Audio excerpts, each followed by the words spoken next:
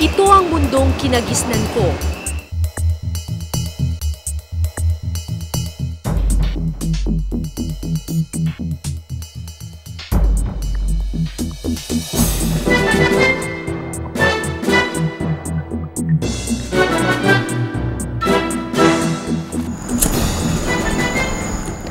Kaya niyo bang mabuhay sa isang mundong walang kuryente, walang aircon, walang TV, walang computer, at ang ilaw niyo, ganito lang. Ako po si Cara David at samahan niyo akong mamuhay sa isang mundong palaging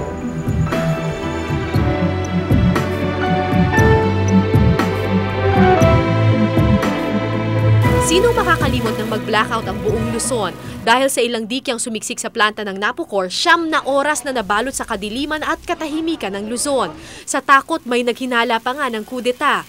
Hindi lang tayo nangapa sa dilim, animoy sinakal tayo ng dilim. Aaminin ko, nag-freak out din ako nang mag-blackout noon ng buong Luzon. Isa ako sa 35 milyong Pilipino na talaga namang hindi nakatulog nung gabi ngayon, na talaga namang naperwisyo.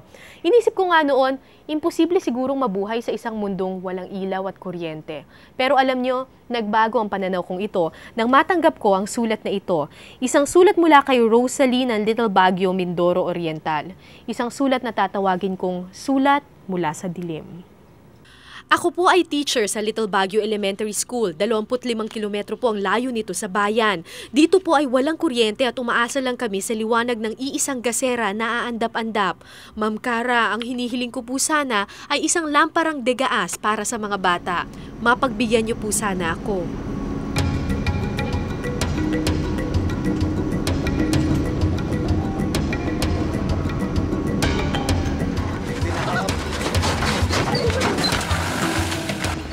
Ito ang Little Baguio. Sa sobrang layo nito, sabi nga ng ilan sa mga nakasalubong ko, piso na lang, langit na. Ulo, Cara. Diyos ko. Bamboo alert. Mayroon pa? Mayroon pa? Sandali. Sandali. Walang kalsada paakyat ng Little Baguio, kundi ito, ang malawak at mabatong daluyan ng ilog. Sa unang tingin, animoy disyerto ng bato. 5 hanggang 6 na oras ang lakad paakyat sa nakalimutang sitio.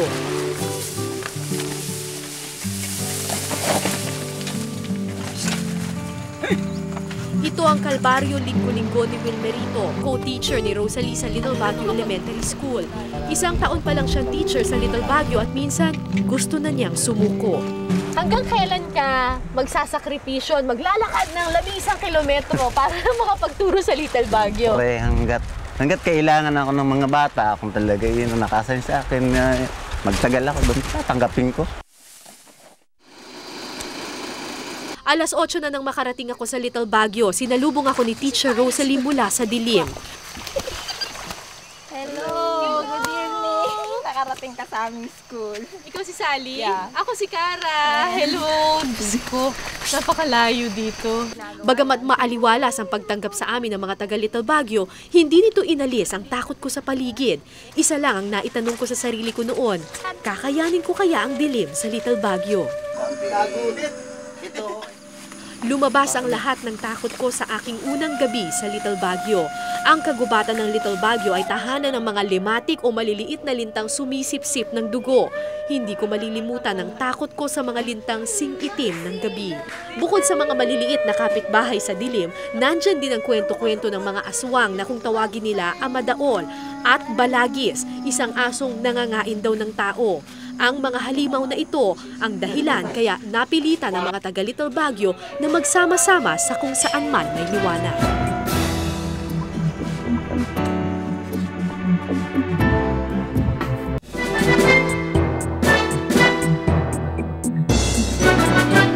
Lalaki ako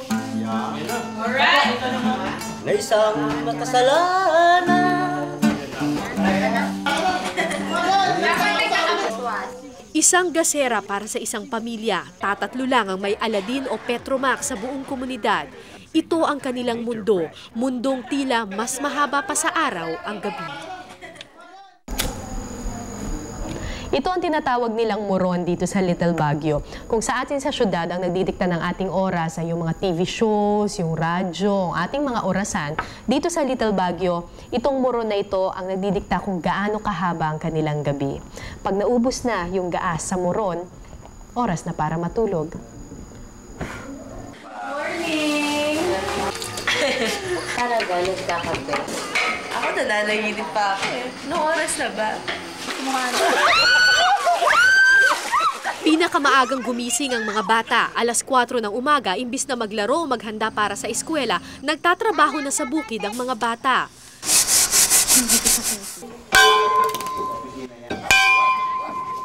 Nararamdaman lang nilang bata sila kapag oras na ng eskwela.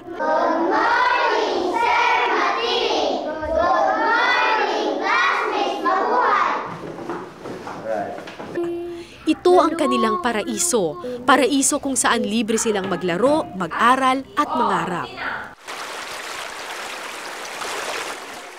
Kaya naman walang estudyanteng umaabsent sa Little Baguio kahit pa ang bahay nila ay 3 bundok ang layo. May tinatawid kayo na ilog? Opo, madami po tinatawiran. Ilan tinatawiran? Madami po. Mga ilan? Mga 11 pong tinatawiran po kami mula po dito sa school. Mga ilan? 11 po. 11? Myra, 3 or more nouns or pronouns are? Si Myra Demilio ang pinakamatalinong bata sa Little Baguio. Isa rin siya sa pinakamahirap. Dapat nating maipakita na tayo nga sa bagong henerasyon ang tunay na pag-asa ng bansa. Gagraduate na sa susunod na araw si Myra at di niya napigilang mapaiyak sa tuwa. Para pong di ako makapaniwala na ako ang first honor po dyan sa kwando. Bakit? Bakit? Paano po kahit po nagahirap kami tapos yung pagkakalabas po namin sa school ay nagagamasi ako pa rin po naging first honor. Nahirapan din po ako pero sabi ko po ay kaya ko po yung kung kaya po ng iba kaya ko rin. Gaano kadilim ang dilim? As nung dumating kami dito, walang buwan eh. So talagang dark na dark. Diyos ko, bawat kaluskos, natatakot ako. Bawat konting galaw na maririnig, konting tunog na maririnig ko sa palibot. Bukit kang front and underline the adjective, ha? Dahil dalawa lang silang guro sa Little Baguio, sabay-sabay niyang tinuturuan sa iisang classroom ang grade 4, 5 at 6. Ano yung naituro sa iyo ng mga bata na hindi mo makakalimutan? Yung tatag ng loob, tibay ng loob at saka yung pagsisikap. Parang, ganun pala, mantalang nung ako nag-aaral, parang easy go lucky ako. Pero ngayon nakikita ko sa kabila ng hirap nila, talagang pumapasok sila daily.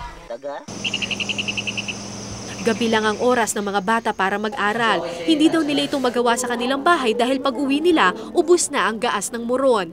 Mula sa dilim, nakita ko si Myra. Animoy walang kapaguran at patuloy na nag-aaral. Bakit kayo dito natutulog? Dahil po kapag-aral Paano po natuturoan pati po kami ni Madam? Gabi na, masisira ang mata ninyo. Dalawa lang ang moron sa buong eskwelahan. Ito'y paghahati-hatian ng mahigit 15 bata. Nang ilapag ang ilaw, animoy gamu-gamong nagkumpulan sila sa iisang tanglaw. Madilim na ang mga litrato ng storybook pero hindi sila tumigil sa pakikinig. Sabik na sabik silang matuklasan ng ibang mundo. Anong pinagdadasal niyo paggabi? Sana po magkailaw na po dito. Si Wilbert ang natitirang sulo ng pag-asa ng pamilya ni Aling Eva. Gaya ng iba pang bata, nasa eskwelahan gabi-gabi si Wilbert para mag-aral. Namimiss siya ng kanyang nanay pero kailangan daw magsakripisyo. Kain ikaw. Bakit importante yung pag-aaral? Siyempre, para hindi magtulod sa amin na ganito, kot-kot sa lupa.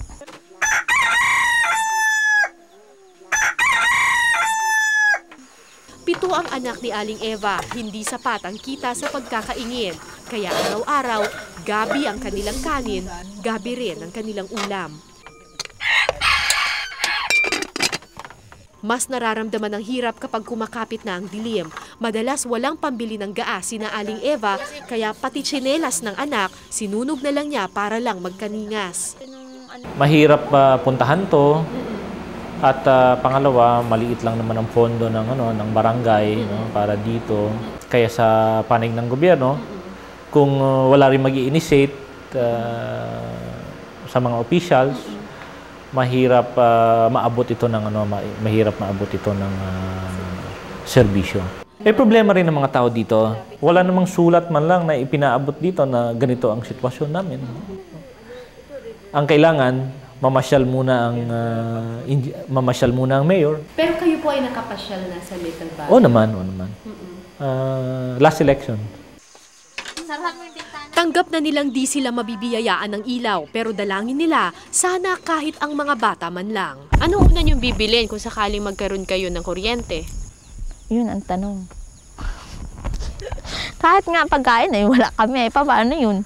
Paano namin mabibili yun, ma'am?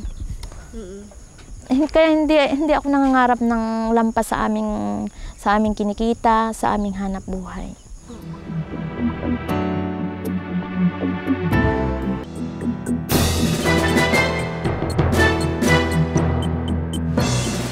Dahil sa malawak na ilog ng Little Baguio, napili ito ng gobyerno noong 1987 para maging sentro ng kuryente ng Oriental Mindoro. Isang mini hydroelectric power plant ang itinayo rito para ilawan ng kalakhan ng isla.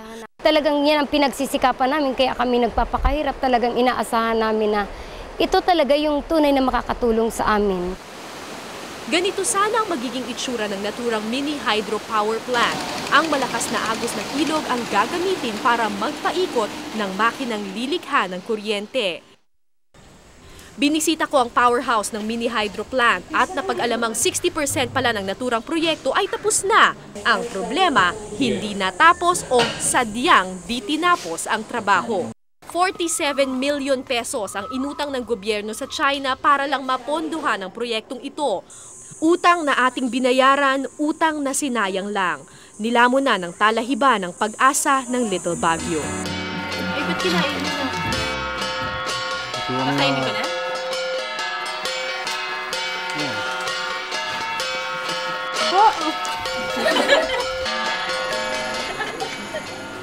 Sing layo, sing taas, sing ganda, pero sing hirap.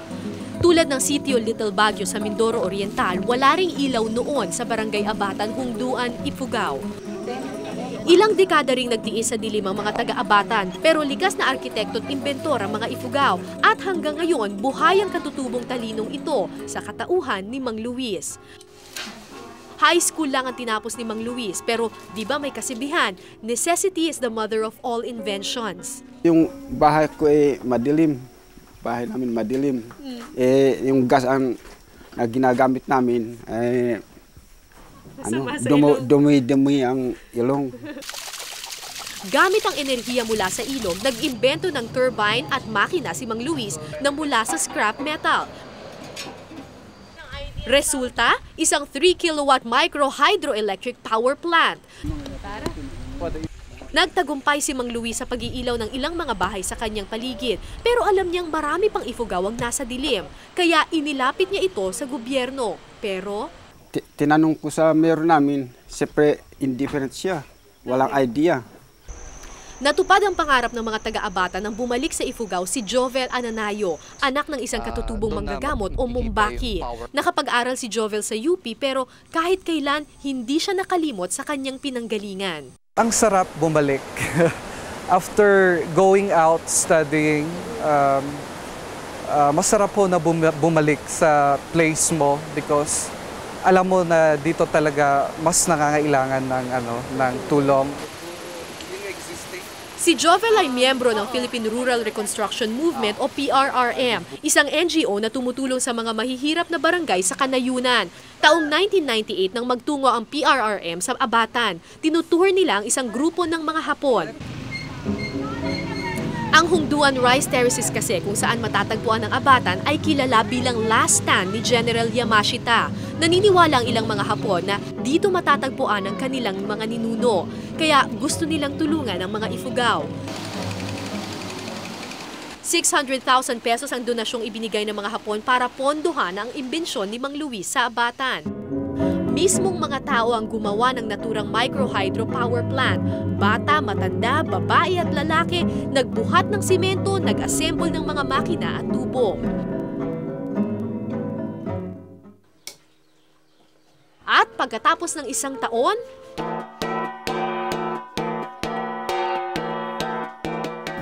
may ilaw kami, may ilaw kami. Yung mga 2 taon nang pinakikinabangan ng mga Ifugao ang imbensyon ni Mang Luis. Akalain nyo, 25 centavos per watt o 25 pesos kada buwan lang ang kanilang electric bill. Lahat ito napupunta pa sa kanilang kooperatiba. Sa pamamagitan ng micro-hydro plant na ito, lalong nagkaroon ng pagpapahalaga sa kanilang sarili ang mga Ifugao. Ang tagumpay ng Abatan Ifugao ay tagumpay ng pangarap sa gitna ng dilim. Pwedeng pagsamahin ang teknolohiya at kultura. Ang progreso at pangangalaga, liwanag at ang dilim. Hindi pala imposible ang pangarap ng mga taga Little Baguio.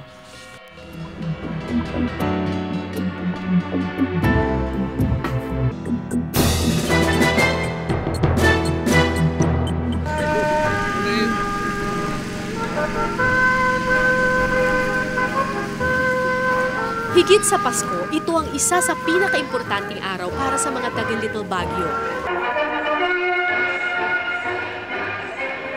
Si Myra ang valedictorian ng Little Baguio Elementary School.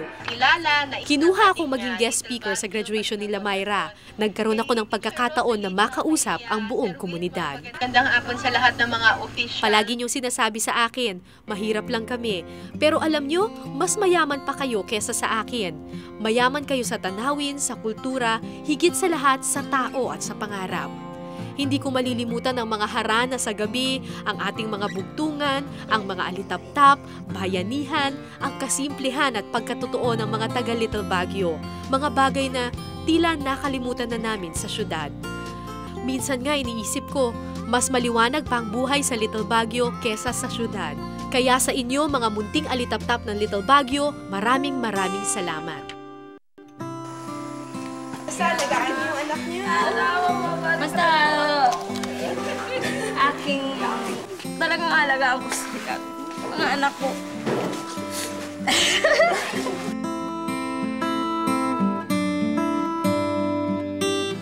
Babalik kami.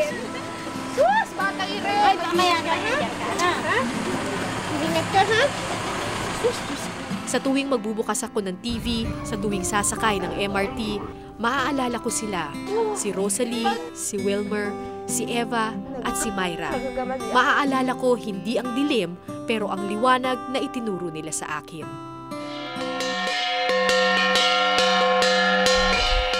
Hindi ko alam kung kailan matutupad ang pangarap ng mga taga Little Baguio na magkaroon sila ng kuryente. Ang sabi sa kanila ng Ormeco, 2010 pa daw. Pero may mga nagsasabing, imposible na raw.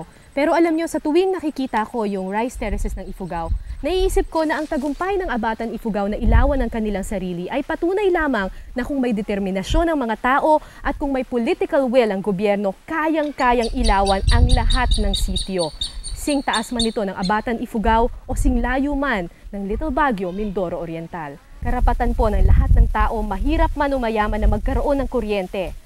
Kailan pa ba nagkaroon ng presyo ang karapatan? Ako po si Cara David at ito ang Eyewitness.